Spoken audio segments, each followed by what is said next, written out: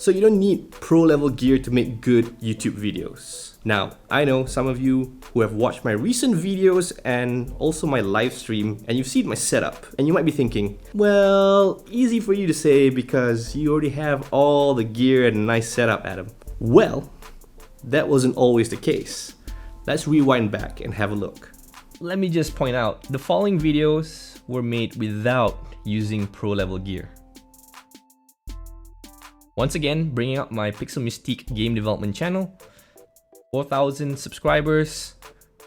Look at the top 5 videos, they're all above 20k views. And I'm going to show you also, this is outside of YouTube, but it's still relevant to video creation.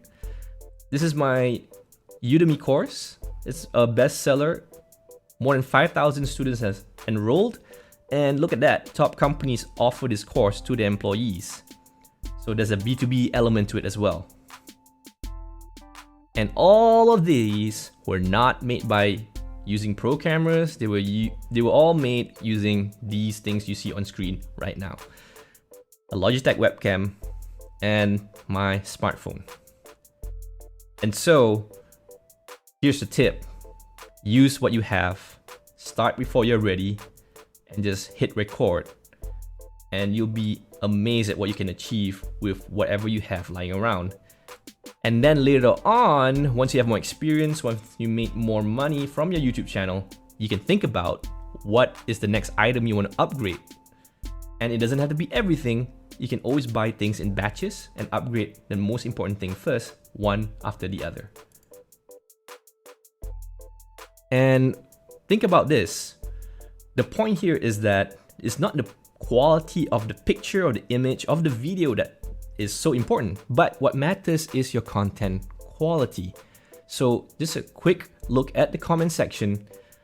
One of the videos that I made about how to set up your Logitech camera, and these are the comments, and everyone says thank you. Everyone says you make my life so much easier. It's simple, it's helpful.